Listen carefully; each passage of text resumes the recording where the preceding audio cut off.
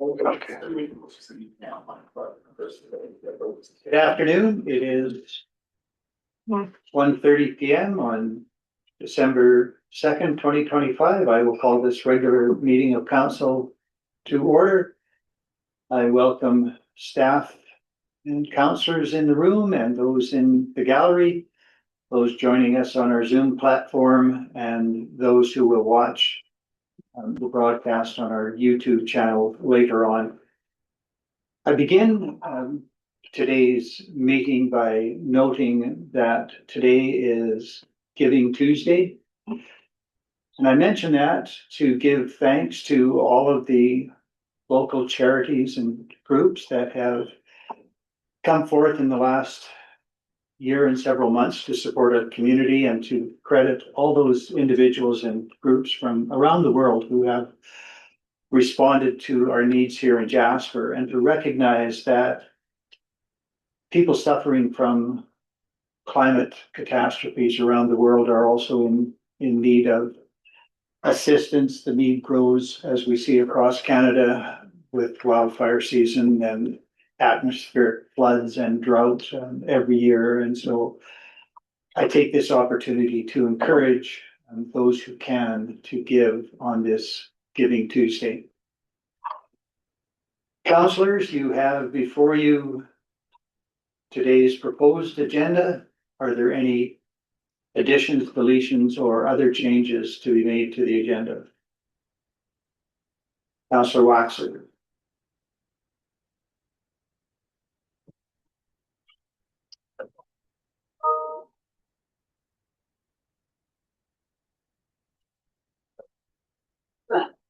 Okay.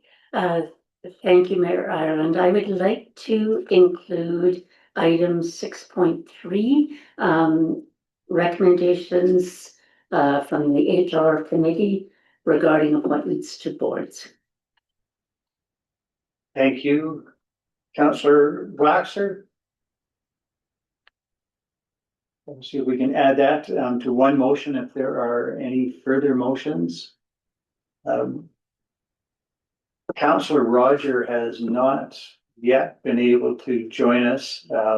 He had communicated with me that he would like an opportunity to speak to matters once we approve minutes from previous meetings.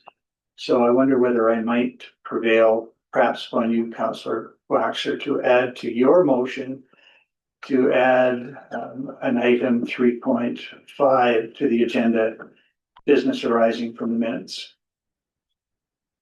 Absolutely. All right.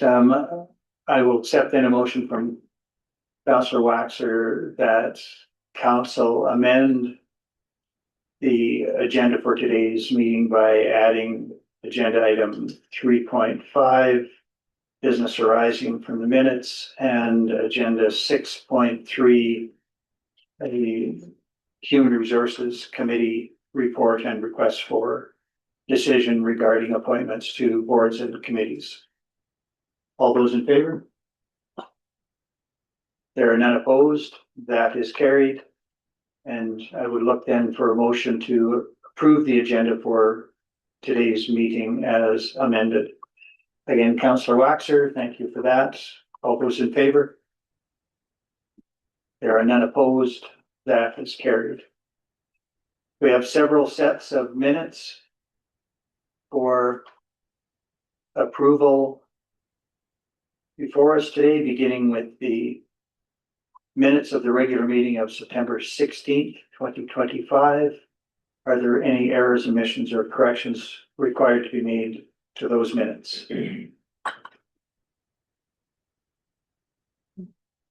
Seeing no hands, might I have a motion, please, that council approve the minutes of the September 16, 2025 regular council meeting as presented?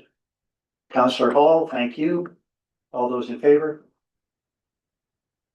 Are none opposed? That is carried. We have before us the minutes of the organizational meeting of November 3rd, 2025. Are there any errors, omissions, or corrections required to be made to those minutes? Seeing no hands, I would look for a motion that council approve the minutes of the November 3rd, 2025 organizational meeting as presented. Thank you, Councillor Waxer. All those in favor? There are none opposed. That is carried.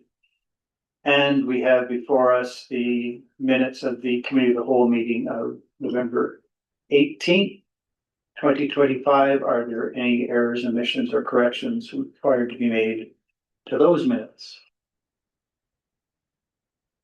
Again, seeing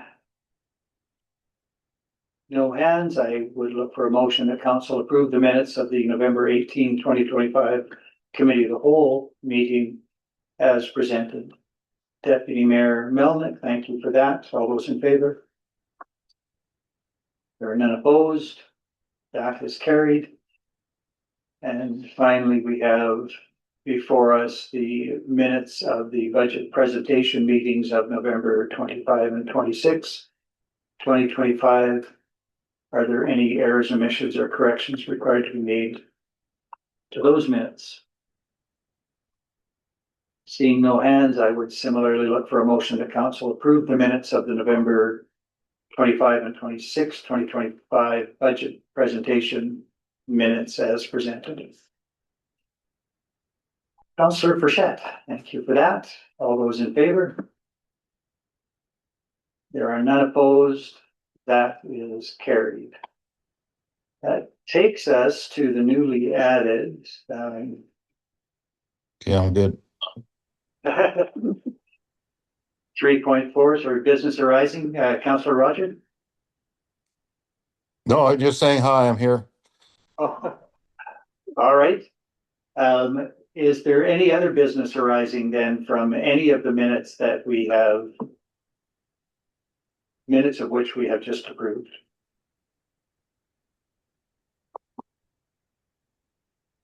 All right, if not, we will go to agenda item 4, delegations. We have in the quorum room, ready to present, members of the Jasper Pride Festival Society. So please come forward.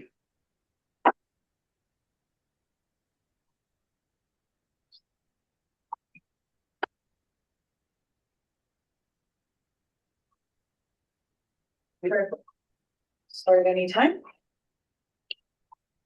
We're working, testing, excellent. Thank you, Mayor and Council, for the opportunity to speak today. My name is Rowan Melmarusich, and I'm speaking as co-chair of the Jasper Pride Festival Society. I'm joined by Lynn Wannup, who's our secretary. Today, I'm walking you through our 2026 funding request through a lens of how it directly aligns with your equity, diversity, and inclusion policy and action plan, which I will refer to as ED&I for the rest of the presentation. So the Jasper Pride Festival began over 16 years ago as a small volunteer effort. It has since grown into one of Jasper's largest annual festivals and the third largest Pride Festival in Alberta. Through all that growth, we've remained volunteer-run, community-led, and rooted in partnership with the municipality. Our request for 2026 is $2,500 in cash support for small year-round queer community programming and just over $8,000 in-kind facility support, which the municipality has always been kind enough to donate to us. This combined support reflects the long partnership between the municipality and Pride and directly enables accessible community connection, accessible programming and community connection.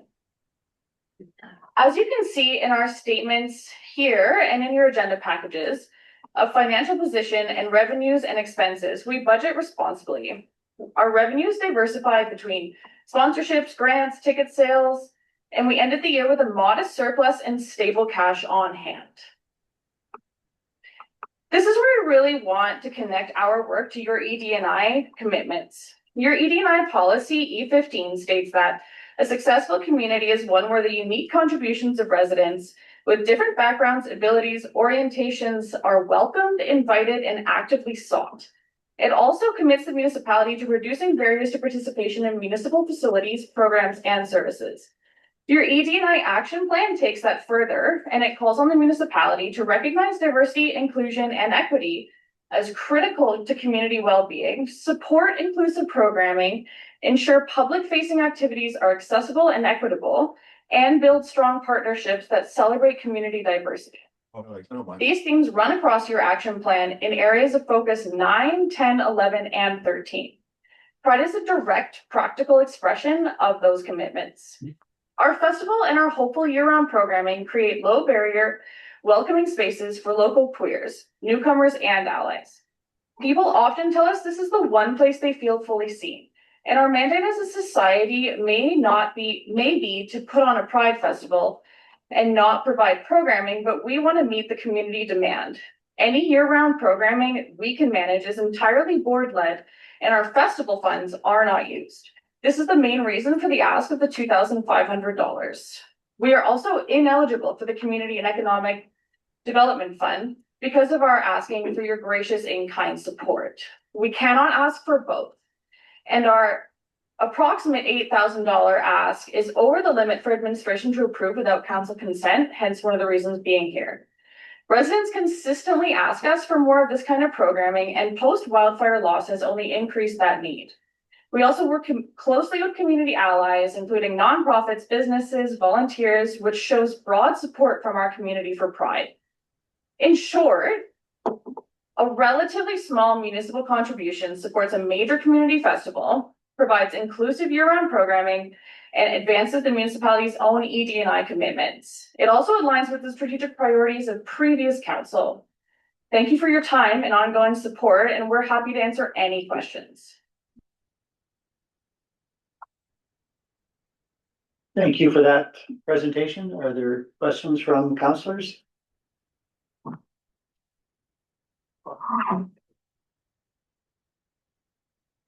Maybe not. Councillor Hall. Thank you, Mayor Ireland. My question is around expenses and maybe for myself for clarity and other council, I understand all of it. I'm just wondering about travel. Is travel for the board to travel places, or is that bringing in performers? You're talking on the forms that we included in the presentation? Yep, under expenses. The money that we paid for. It traveled, that was when we build contracts for bringing in bringing in performers and programming. They get paid mileage, and we base that on the Alberta, I believe it's called the standard travel allowance. And we do have a number of performers that we bring in because we're 4 hours from anything. So they all get reimbursed for portions of their travel.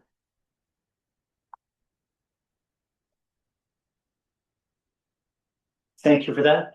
Councillor Frechette. Yes, thank you, Mayor Ireland. Through you, I'd ask, Rowan, I appreciate your presentation. Jasper's always had a very vibrant and accepting community, and something that we're all very proud of, that people feel comfortable and welcome here. And hopefully that just continues to grow. Now, my question to you, you mentioned the funds were going to be used for programming, education programming. What would that entail? It wouldn't necessarily be education programming. It would just be opportunities for our local gay community to get together outside of the Pride Festival. So we have a lot of asks for opportunities to connect that aren't surrounding the festival itself and like the larger party that brings to town. And so previously we've done like a haunted hike with Jasper. We're friends of Jasper National Park. We've also done like a games night. We've done a holiday potluck. So just casual opportunities for connection, not necessarily educational. Here, thank you for that. Thank you for that. Councillor Waxer. Thank you, Mayor Ireland, through you to the presenters. My question was on the bottom of one of your slides, it indicates for clarification Out Jasper is a separate organization. I wondered if at this moment the Out Jasper is in operation. I don't feel that I've seen very much from it from that organization recently. I would say because we're a separate organization, I can't really speak to what they have going on. And I would agree with you. I'm not entirely sure what they've got going on currently. I think I was asking that question in terms of is there a gap in programming? And just so that to some degree answers my question. Thank you so much. Thank you. Other questions from councillors?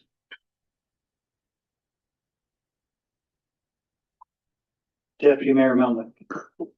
Thank you, Your Worship, and through you, thank you for the presentation. I appreciate the detail that is in the presentation, and I'm looking at the financials from 2025 and 2024, and I noticed that there's a 1/3 drop in grant funding from 2024 to 2025. Is that going to be the same type of scenario in 2026, or were those one-time grants that were maybe available that are not available anymore? No, a lot of our drops that you see in grant funding year over year, we rely almost solely on grants. A large portion of them come from our provincial government, who, if you watch the news, are huge supporters of our queer community. So year over year, the funding that we get as a queer organization is less and less and less.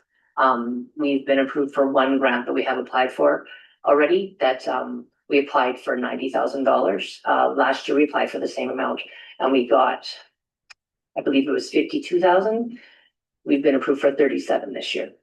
And in operation, we hope to have a pre-fire festival. This is what we're applying for and hoping for, which all said and done, including all expenses and like grants, cash, funds, everything, costs us upwards of about $900,000 to achieve. So yeah, it's the government's been interesting to work with, but I mean, we apply for any and all grants that there are and hope for the best, but they are definitely getting smaller and smaller when they come from the provincial government currently. Thank you for that additional clarity.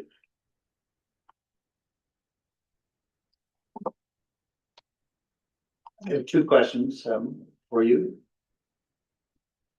Could you go back and explain, because I don't have in front of me our own policy, but you said that you are prevented from applying for the community and economic development funds because of the element of gifts in kind? Was that what I understood you to say?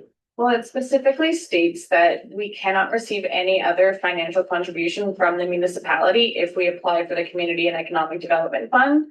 And so it was more important for us to ask for the approximate $8,000 in-kind facility support than request the $2,500 through the CEDF. All right, so not that you're prevented from applying there, but you can't do both. That's what you were saying. Yeah. Okay, thank you for that clarity. And then secondly, and please accept this as just a procedural question. We entertained requests from external groups last month, November 18th, I think. Is there a reason that you were not part of those presentations? Yes, actually, I will take the fault on that one. We actually thought we were.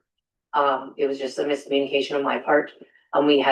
We were ready to present. We had everything going, and we were actually planning to be here when we found out that we didn't submit in time, and it was my fault. It was literally a miscommunication. So we moved almost immediately to be added to this meeting. Okay. Appreciate that. Thank you very much. If there are no other questions from councillors, I would look potentially for a motion.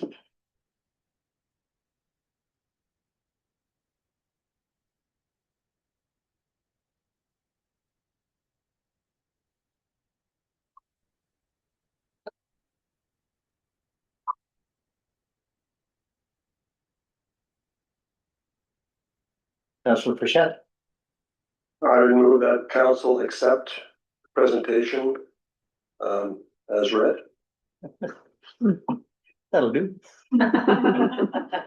Received for information, I think what was encouraged. Okay. Is there any debate on the motion, or does any councillor wish to speak to the motion? I see no hands. I'll call. Oh, I'm sorry, Councillor Waxer. Oh, Yeah, another procedural question. If we accept this presentation for as read, then is there a mechanism to include it in our budget deliberate? I think accepting for information doesn't, it just sits there. Is there do we need to add something to the motion in order for it to be considered in the 2026 budget? Because it is asking for funds. there are two options. Receive it for information and then make another motion with respect to our budget deliberations, or prevail upon the mover to amend the motion, I suppose, to add something now, but either way is certainly procedurally appropriate.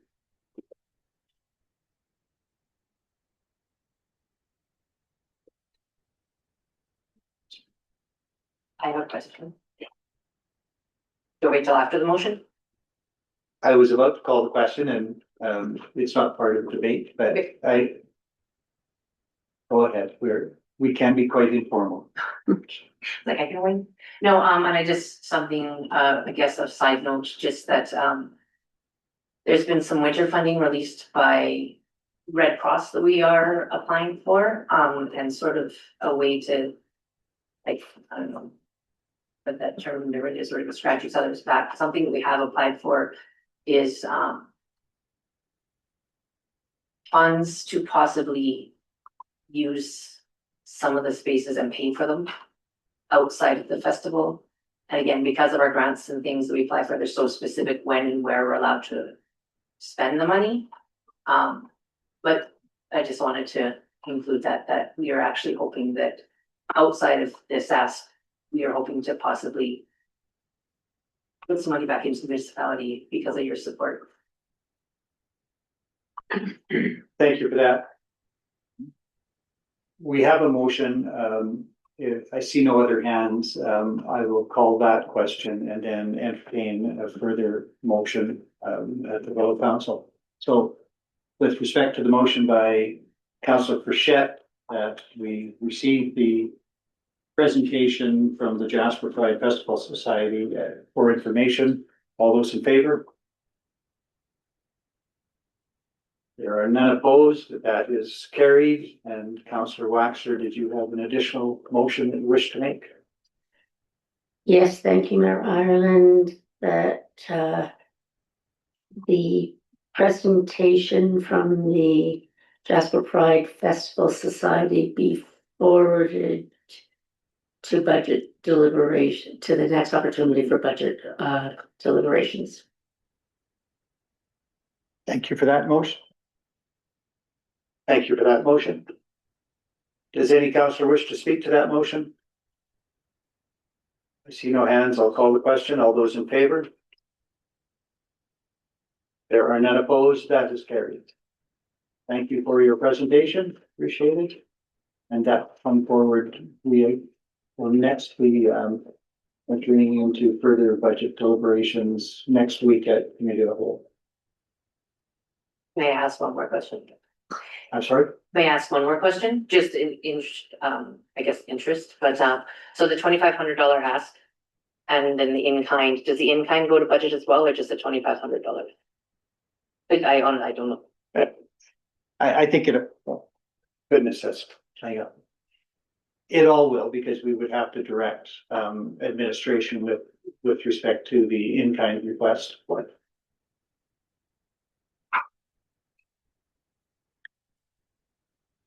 Thank you. Thank you. That takes us to agenda item 5, correspondence, and we have on our agenda today the RCMP quarterly report for July, August, September of 2025. Occasionally, we have Sergeant Bedazy to present the report. I take it that he is not live streaming us. So I will just turn to councillors. The report is reproduced within the agenda. Are there any questions arising from the submitted report which any councillor wishes to have administration take back to Sergeant Bedazy?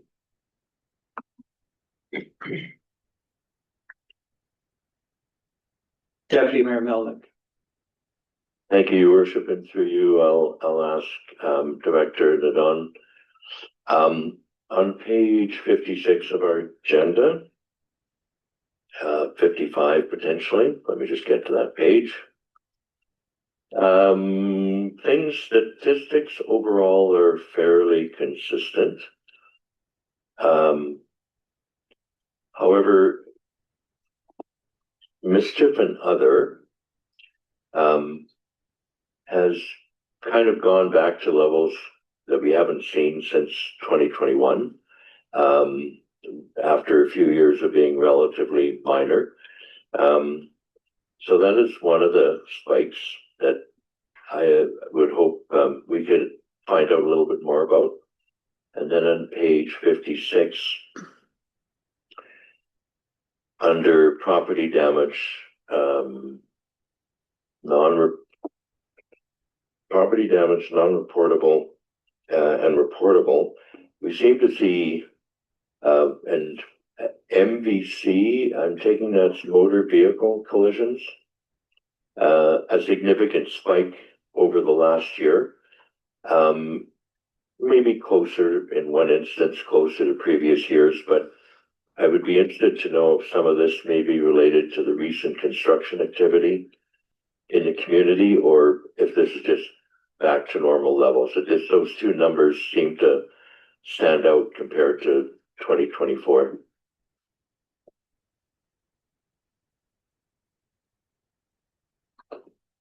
Thank you for the question, Deputy Mayor Melnick. I will not speculate on this and actually check with Sergeant Bedazy to make sure we have the right information. But I mean, definitely in terms of volumes, I think we're seeing an increase both in our visitor population is returning. Summer 2025 was closer to normal levels. And additionally, we have what Sergeant Bedazy referred to as the shadow populations, which is now our construction crews. And also some highlights around traffic related, so speed limits and things like that. But specifically for property damage or reportable incidents, I'll have to check with him to get you some accurate information. Thank you. Appreciate once you hear back from Sergeant Bedazy.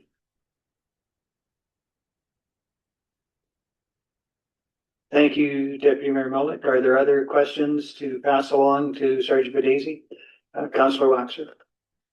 Thank you, Mayor Ireland. The comments I had were just appreciation for the frequent appearance in Red Surge and at supporting local community events in that way. And I also wanted to express appreciation for the sensitivity to mental health that was expressed in this report. So I think it's important to acknowledge and express appreciation. Thank you for that. If there are no further questions, I would ask Director Nadon to confirm with Sergeant Bedazy. He indicates that there are 9 established positions, and of the 9 established positions, there are 10 officers currently working. I might surmise that suggests that 2 officers are sharing one position. But I'd be curious to know whether that's just a typo or if there's something else put. And to the extent that we are now obligated to pay a share of policing costs. I wonder whether that makes a difference to have 10 officers for 9 positions in terms of benefits or otherwise. I'm just curious by those numbers that don't entirely jive.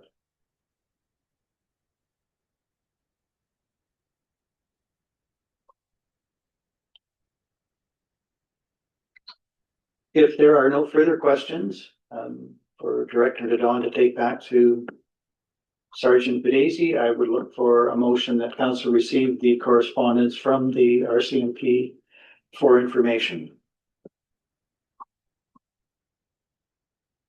Councillor Waxer, thank you. All those in favor?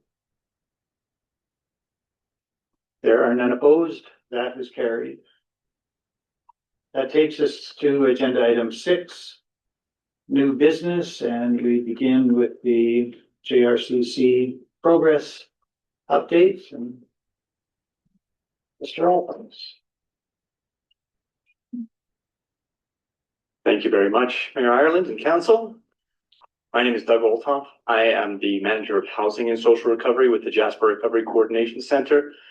I will be presenting the JRCC progress update this week because this week's presentation will include a deeper look at the interim housing program. Among my duties at the Jasper Recovery Coordination Center is co-chairing the interim housing working group, which positions me to provide that in-depth update. So to begin, you will see the presentation on your screen. I'll begin with a relatively high-level overview of the entirety of the recovery operation led by the JRCC, and then conclude with a deeper look at interim housing. So, by way of quick review, the 6 priorities that of recovery and around which the JRCC is organized are debris management, interim housing, rebuilding homes and businesses, social recovery, economic recovery, and park recovery. I'll cover each of those in turn to the presentation. I'll start with some quick notes of things that have happened recently that are of note. That we are preparing a What We Heard report stemming from the JRCC information sessions that took place on November 18th and 19th at the Activity Center, which were quite well attended. A building industry engagement event was held last week on November 18th, again, well attended. And I think a very notable item that over 100 building permits have now been issued by Parks Canada for rebuilding properties that were destroyed in the wildfire, including residential, commercial, and outlying commercial properties. Looking now at some of the priority areas for the JRCC site preparation, you can see in this slide that 348 properties of the 375 properties that were destroyed in the fire have been confirmed safe for human health and for occupancy and are ready for rebuild. So that is that they have been issued certificates of completion following debris removal activities. You can see smaller numbers, 10 with soil sample reports that are being reviewed by Parks Canada, another 15 where soil sampling reports are still yet to be submitted to Parks Canada, and 2 where debris is still remaining on property. So quite significant progress in that scope of work. Just a quick overview of where we are with interim housing before we go into more depth. We have achieved occupancy at the 450 Bonhomme interim housing site that is next to the museum. At present, we have 6 households moved into 6 of the 8 units. And just this morning, we complete plumbing inspections for the final 2. So we're expecting to have occupancy of the final 2 units on that site within the next day or so, and we'll begin moving families into those. We have, as you may have noticed, 6 additional of the prefabricated homes have been installed at the Patricia Circle site, and 1 or perhaps 2 now as of yesterday, actually 2 as of yesterday on the United Church site. We are expecting to move through to occupancy at both of those sites early in the new year, still contingent on some installation work happening from Corrections Canada, the supplier of those prefabricated homes, and some other contractors. There are a number of units still available in the interim housing program, which I'll go into more detail about in a moment. Those really reflect two factors. One is that we have a number of new units that have recently come online, including those at the museum site and out at Marmot Meadows, and the fact that we have significant availability of dorm units. And I'll get into more detail about that in just a few minutes. It's notable that as of now, the JRCC has processed over 890 applications for interim housing. And of those 890, only 9 applicants have yet to receive, only 9 of the applicants whose applications were deemed valid and who wish to proceed with allocation have yet to receive an offer. So that is to say that 99% roughly of the applications have been processed. There are some somewhat tricky numbers around interim housing because many of the interim housing units are duplex units that can be used either as a single larger unit for a family or 2 units for smaller households. And so to work through some of that, the total supply of units at present is 477. That includes those on the museum site, but does not include those on Patricia Circle and those that will be installed on the United Church site. 395 of those 477 units have been allocated. So they are either currently occupied or in the process of allocation, lease signing, and move-in. That accounts for 304 households, 580 individual Jasperites who are living there right now in interim housing. A little breakdown here of where the units actually sit. So out at Marmot Meadows, there's a 120 unit dorm facility. In addition to that, there are 189 other units at Marmot Meadows. Those include duplex trailers, triplex units, quadplex units. So a number of units that are available that are appropriate for families or larger households, as well as those appropriate for smaller households, singles or couples. Within the town site of Jasper, there are 167 sites that are currently available, and all of which are either occupied or assigned. And we are awaiting the installation of 29 more, again, including those at the Patricia Circle site and at the United Church site. This graph here shows the correlation between the availability of units and the occupancy of units over time since the initiation of the program. So a couple of things of note, what you see there is climbing occupancy. And while the graph shows that we never quite achieve 100% occupancy, through the summer months, we were at very near 100% allocation. So there was a continuous churn, people moving in, moving out. But despite the fact that not all of the units were occupied simultaneously, they were functionally all assigned through most of the summer months. There's a fall off in the fall as seasonal employees leave the community. And then you see a jump in the availability of units as new units were brought online, primarily at the Marmot Meadows site, as well as some in-town sites this fall. That green bar shows the units that are in the process of being installed now. What that tells us is that there is some excess capacity right now in interim housing, primarily as a result of the downward trend in demand through the winter months that specifically applies to the dorm units. So over the summer months, there is an increase in demand for the dorm units at Marmot Meadows, primarily from Parks Canada seasonal employees and other seasonal employees. We expect that to continue as the program goes on, with higher demand in the summer months, reduced demand over the winter months. Looking specifically at those dorms out of Marmot Meadows, right now, we have about 48% vacancy. So almost half of the dorms are vacant right now, again, primarily as a result of Parks Canada seasonal employees being gone for the winter months, as well as some other seasonal employees. We've extended a limited term lease offer to winter seasonal employees, and that has resulted in about 37% of those dorms being occupied by winter seasonal employees, primarily from Marmot Basin. And we also have long-term residents in those dorms accounting for 15% of those beds. Moving on to the rebuilding of homes and businesses. As I mentioned, there was a builder's workshop on November 28th that was well attended, and I think, as you'll likely hear from Director Sanders, led to some important insights into what needs to be done to support rebuild. Key milestones I mentioned earlier, over 100 building permits issued for wildfire rebuilds. Very important, and also very important to note that for the first time since the fire itself, the backlog of permit applications has been cleared.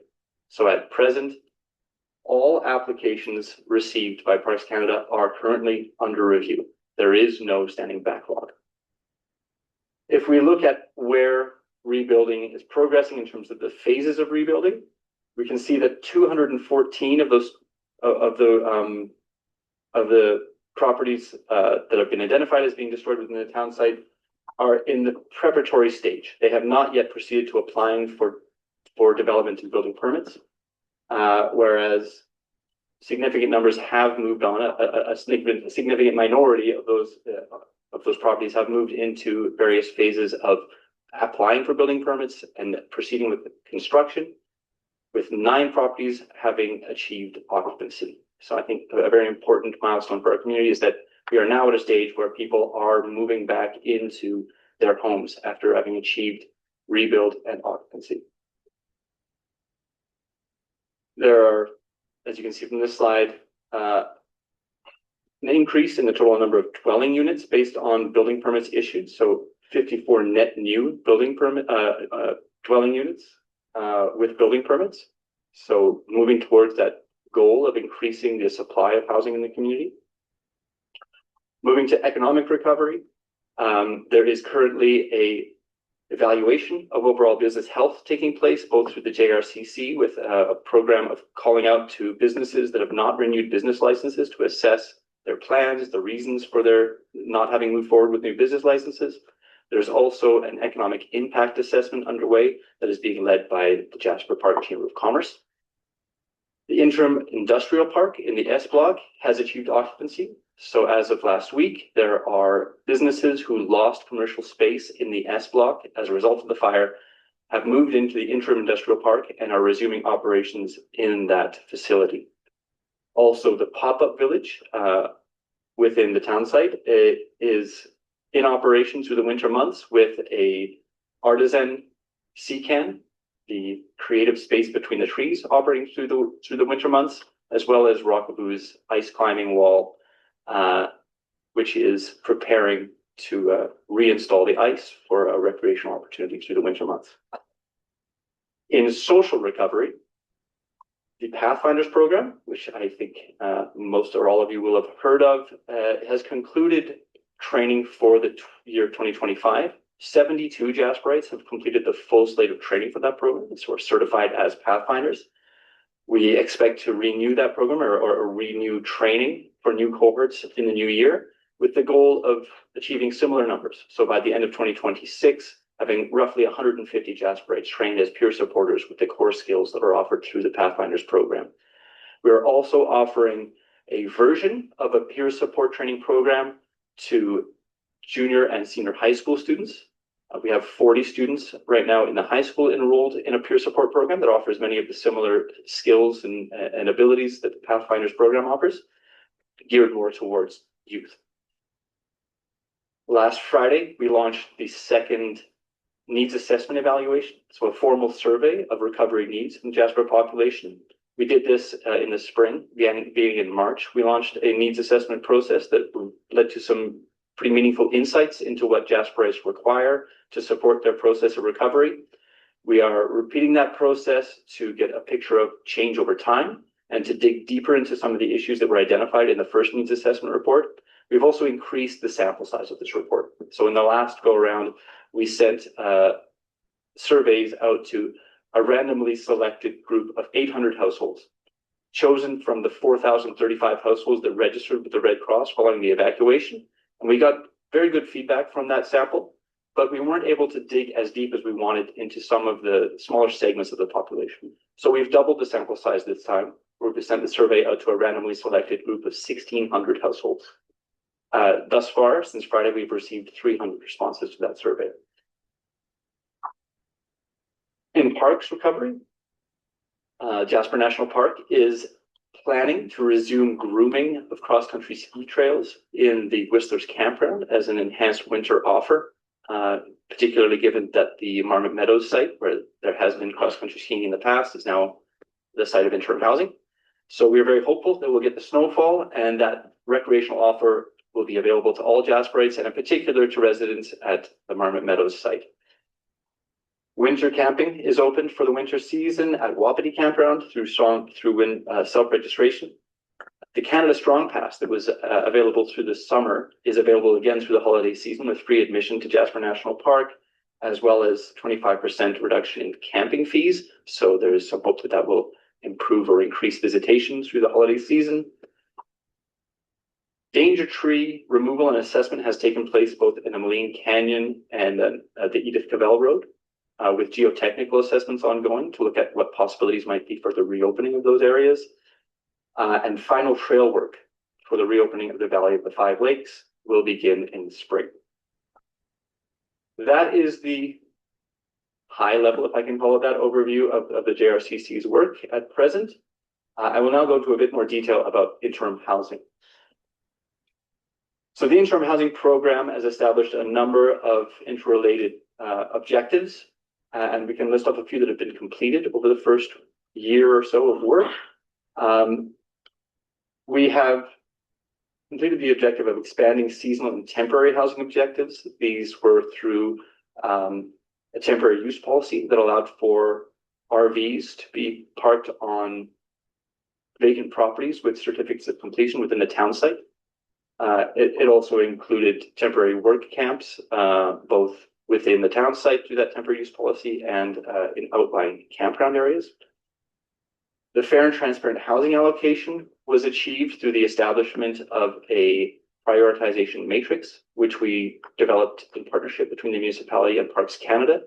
And we have used that matrix to allocate interim housing in partnership with the Canadian Red Cross.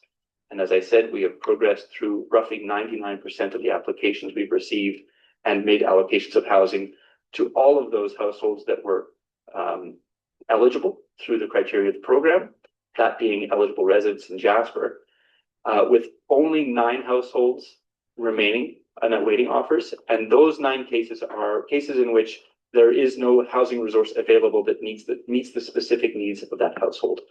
Typically, that means it's a larger household, and we simply don't have an availability in a larger housing unit for that applicant household at this time.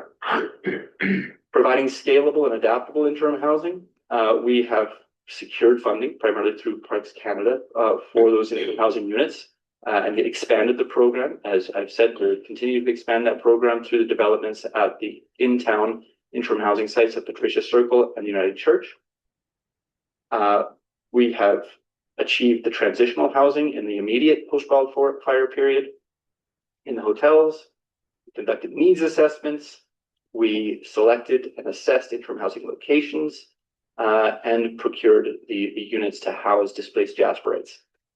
We have also succeeded in securing funding for a regional transit system that serves both displaced Jasperites located in Hinton, as well as those residing at the Marmot Meadows site.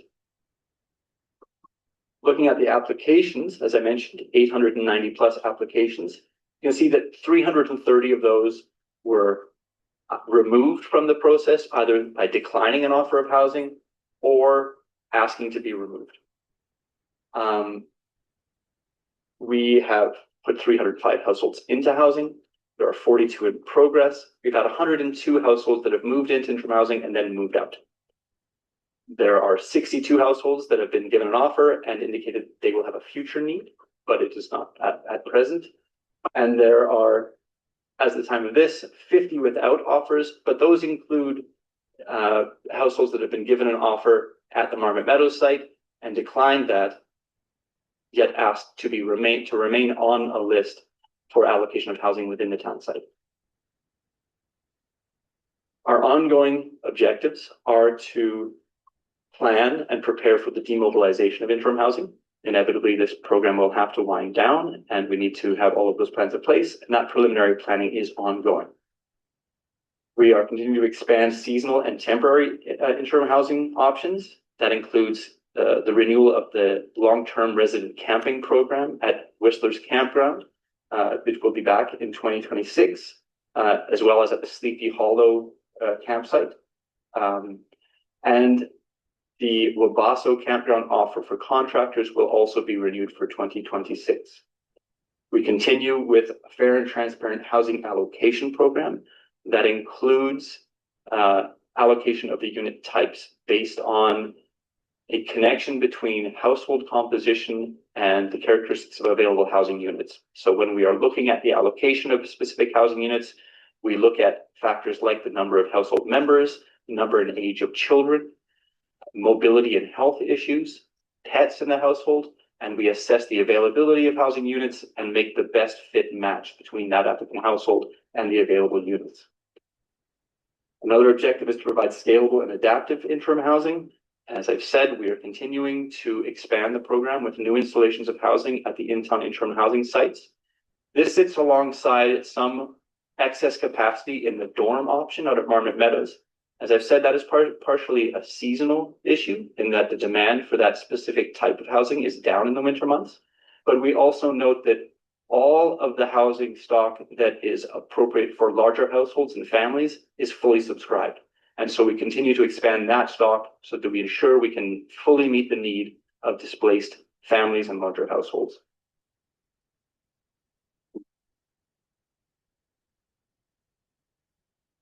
That concludes the presentation. I apologize for the fast scrolling there. Not sure how that happened. But I'm more than happy to take any questions that you may have. Thank you very much. Thank you, Mr. Olthoff, for that general and then specific briefing of the recovery process and interim housing in particular. Are there questions from councillors? Councillor Roger. Yes, thank you, Mayor Ireland, and through you to our speaker. My question concerns the United Church lands, and specifically the fact that the Jasper Senior Housing Society is in discussions with the church, perhaps long-term future development. What is the time commitment that is in place for that land for your interim housing, and what is your expectation if that time commitment is going to be extended? In other words, are you certain or fairly certain that this will be freed up in 2 or 3 or 4 years? Can you advise us of that, please? Through you, Mayor Ireland, to Councillor Roger. Our current arrangement with the United Church is a 2-year renewable lease for the use of that land for interim housing. The other side of the equation is the funding for the interim housing units themselves. Parks Canada has secured funding for the interim housing program through to the end of March 2027. Efforts are underway to secure additional funding to extend the term of interim housing, but at present, that is the confirmed period for that funding. We are working on a phased demobilization plan. The expectation is that demobilization will begin with the least heavily demanded and the least desirable of the interim housing sites. And so with that logic in mind, it's likely that the United Church site would be one of the more desirable sites, and we would look to sustain that site for interim housing as long as need justifies it and all parties are amenable to that arrangement. What is your guess as to that? Are you expecting it to be 3 or 4 years from now? I would expect, and this is speculation, that there will be continued demand for interim housing for at least 2 to 3 years.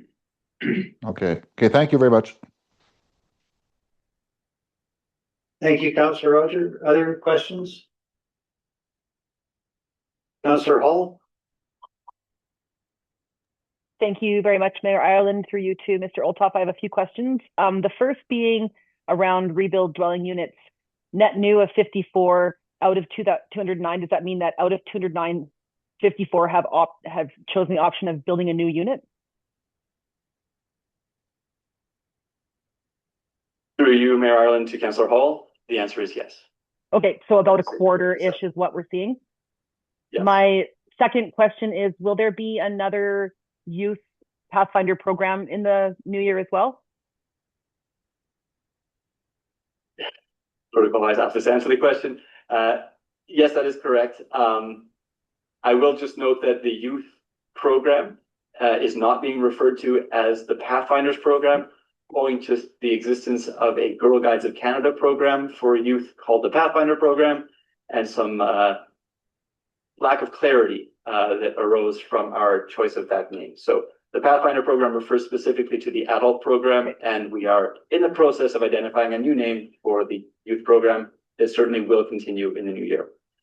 Okay, and my final question, if I may, with the increased need for family units as opposed to dorms, is there an option to swap those units out, or is what we have landed what we're going to have? I think the ultimate decision on that would lie with Parks Canada, given that they are the funder supporting the program. At present, we are approaching a point where we have made offers to all of the applicant households.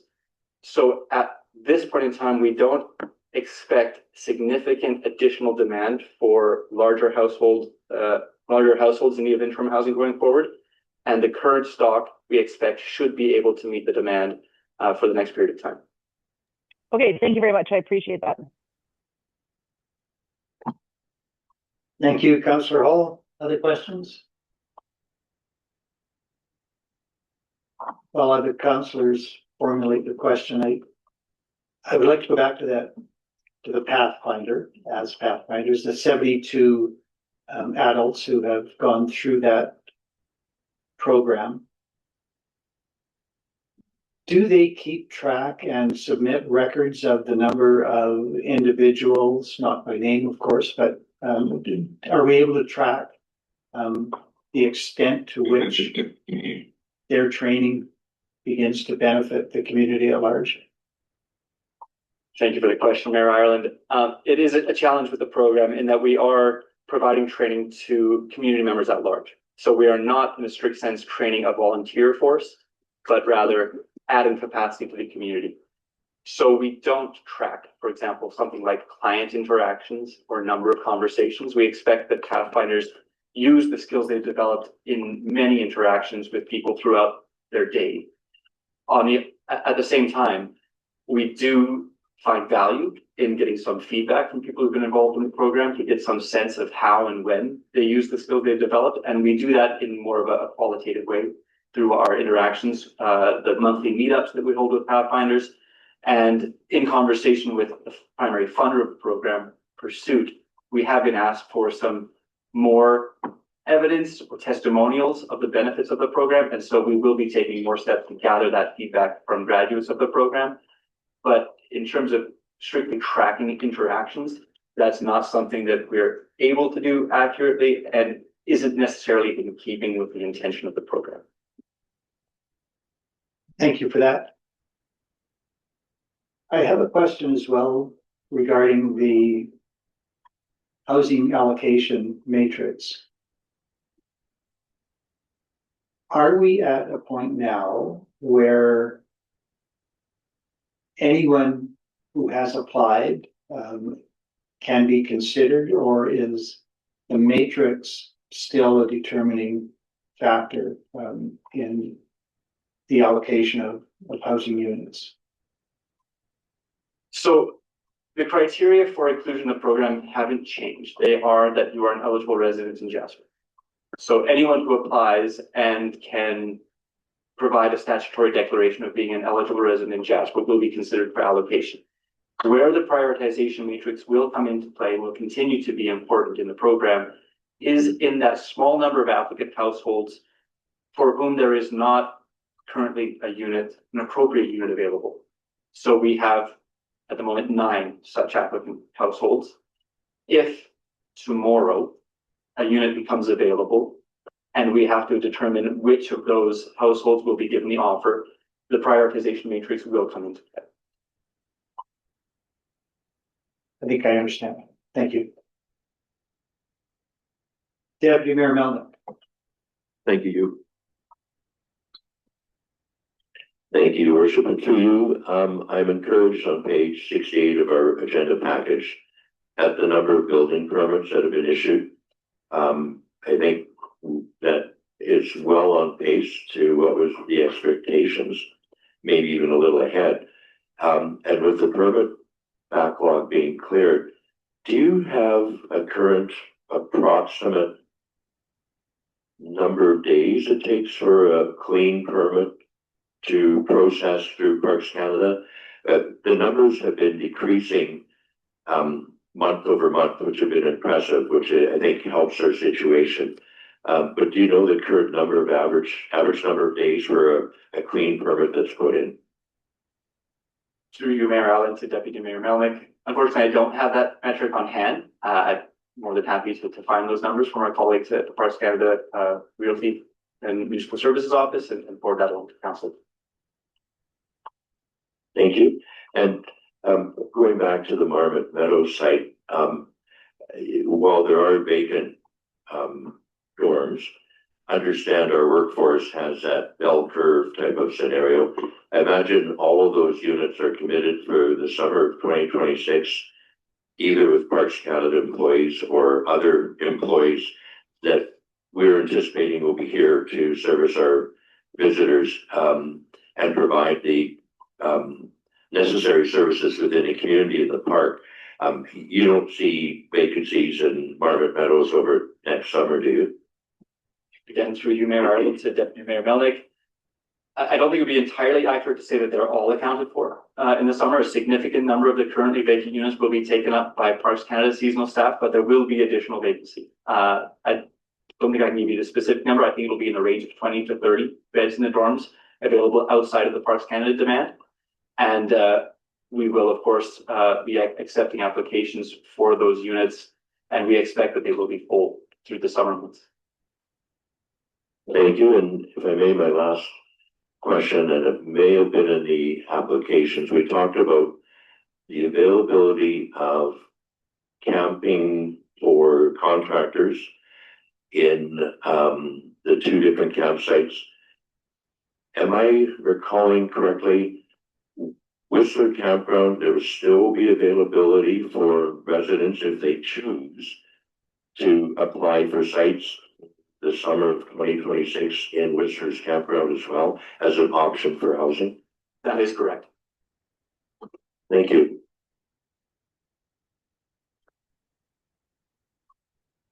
Councillor Frechette. Thank you, Mayor Allen, and through you to Mr. Holtop. Just a couple. One is a statement really just about the Pathfinders organization. I've had the great pleasure of taking it, and I can say that even though we're sworn to confidentiality, of course, depending on the issues. Myself personally, I've had occasion more than once to help fellow citizens, just to basically through listening and just being there to have a friendly ear. And I'm delighted to hear that we've extended this to the high school kids and the younger people, because I think they're the ones who may need it as much as the adults. Anyway, I just have one small question regarding the ice wall. Is that something that will be dismantled from that location when the pop-up village is, or is that, this may not be your valley, because is that the new location? Through you, Mayor Ireland, to Councillor Frechette, thank you very much first for your comments about the Pathfinder program and for your question. You are absolutely correct that is not my bailiwick, but I understand that it is a limited term permitting for the use of that. So there is no expectation at this point that will be a permanent fixture. It is a temporary fixture at the pop-up village present. Okay, thank you very much, Mr. Alto.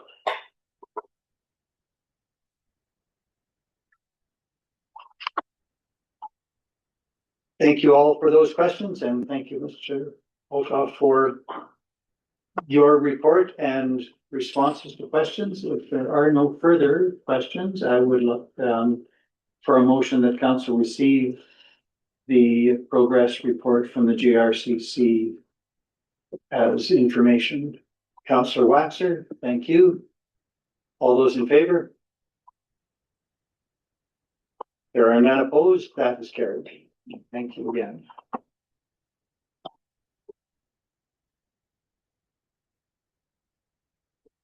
That takes us to agenda item 6.2, Community and Economic Development Funds applications. These come forward by way of recommendation from Committee of the Whole at a previous meeting.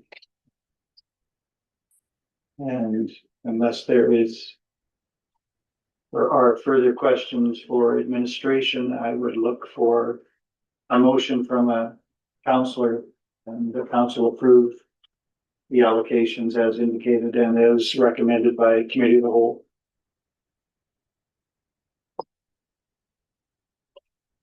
Councillor Waxer, thank you. That council, sorry, my voice is gone. The council approved the following Community and Economic Development Fund allocations. Jasper Community Theatre, 2,500. Jasper Food Bank Capacity Boost. Excuse me. Jasper Food Bank Capacity Boost for bulk purchasing, 2,500. Jasper Gymnastics Club, 2,500, and Mountain Lights Jasper Art After Dark, 2,500. Thank you for that motion. I apologize for the throat. You got through it. Congratulations. Thank you for the motion. Does any councillor wish to speak to the motion? Seeing no hands, I'll call the question. All those in favor? There are none opposed. That is carried. That takes us to agenda item 6.3, an addition to today's agenda brought forward by Councillor Waxer on behalf of the Human Resources Committee. So I will turn to Councillor Waxer to speak to that matter. I think my voice is clearer now. I wanted the HR committee is tasked with reviewing applications to the municipality for membership on boards and committees. And this morning, the HR committee met and have a couple of recommendations out of that meeting. The council appoint Alison Rudge, Sean Cardiff, and Matthew Cairns to the Jasper Municipal Library Board for a term commencing January 1, 2026 and concluding December 31st, 2028. That's the first of the recommendations. Thank you for that recommendation. Councillor Waxer, any questions from councillors? Discussion? I think we do. Thank you, Viewer. Go ahead. Thank you, Your Worship. I would like to make the motion to council appoint Alison Rudge, Sean Cardiff, and Matthew Cairns to the Jasper Municipal Library Board for a term commencing January 1st, 2026 and concluding December 31st, 2028. Thank you for that motion, Deputy Mayor Melnick. Does any councillor wish to speak to the motion? See no hands, I'll call the question. All those in favor? There are none opposed. That is carried. Go ahead, Councillor Waxer. The second recommendation is that council appoint Shawnee James Wilson and Miranda Raven to the Communities in Bloom Committee for a term commencing January 1st, 2026 and concluding December 31st, 2028. Thank you for that, Councillor Waxer. Again, does any councillor have any questions with respect to the recommendation? And again, if not, I would look for a motion. Deputy Mayor Melnick. Thank you, Your Worship. I'll make the motion to council appoint Shawnee James Wilson and Miranda Raven to the Communities in Bloom Committee for a term commencing January 1st, 2026 and concluding December 31st, 2028. Thank you, Deputy Mayor Melnick. Councillor wish to speak to that motion? I see no hands. I will call the question. All those in favor? There are none opposed. That is carried. And the third recommendation is that council direct administration to re-advertise for the one vacant spot on the Communities in Bloom Committee. And again, thank you for that. In the absence of any questions, again, would look for a motion. And again, Deputy Mayor Melnick. Thank you, Your Worship. I'll make the motion that council direct administration to re-advertise for the one vacant spot on the Communities in Bloom Committee. And in the absence of any hands signifying an intent to speak to the motion, I will call the question. All those in favor? And there are none opposed. That is carried. And does that conclude agenda item 6.3? That does. Thank you for that, Councillor Waxer. That takes us to agenda item 7, notices of motion. We have not been given notice that anyone wanted to bring forward a notice of motion. So we can go to councillor reports. Do councillors have any reports with respect to activities they have performed on behalf of council or the community recently?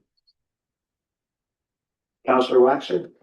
Yes, I last week attended the Family and Community Support Services Association annual general meeting and annual conference. I was re-elected as the representative of the Yellowhead region and join a group of other councillors from around the province who will represent their family and communities, their FCSS programs throughout the province. The conference had some very informative sessions and ended with a very meaningful presentation from a woman from Calgary, speaking about hope, which I thought might be very valuable to the residents of Jasper.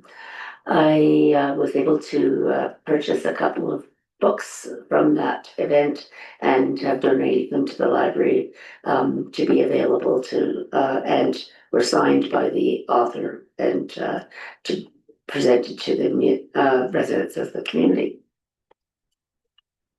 Thank you, Councillor Waxer, for that report. Any other reports from councillors? Deputy Mayor Melvin. Thank you, Your Worship. On Thursday last week, His Worship and myself attended the West Yellowhead Regional Waste Management Association meeting in Hinton. And that's all that I have. Thank you for that, Deputy Mayor Melnick. If there are no other reports, we can move to agenda item 9, upcoming events. The World Tree Lighting is occurring Friday evening in Robson Park. Deputy Mayor Melnick, are you attending to that? No, I'm off Edmonton. I'm sorry. Councillor Hall. Councillor Hall, acting deputy mayor or alternate deputy mayor. That's right, because Deputy Mayor Melnick is off to Edmonton on my behalf, as I am committed to speaking at the Jasper Volunteer Fire Brigade holiday party at Jasper Park Lodge on that same evening. So busy weekend coming up. And we are reminded that our own community holiday party is scheduled for the following Friday, December 12th at the Activity Center.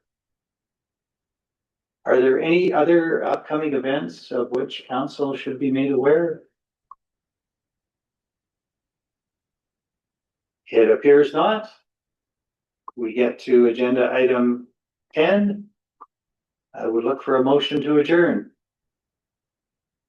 It's one on the screen. I thought it might be Councillor Roger beat you to it, but Councillor Hall, thank you for that. All those in favor? There are none opposed. We are adjourned. Thank you all very much. Thank you for those who watched on our Zoom platform or will watch on our YouTube channel. And look forward to seeing everyone back again next Tuesday morning at 9:30 for committee of the whole. Thank you all. Thank you.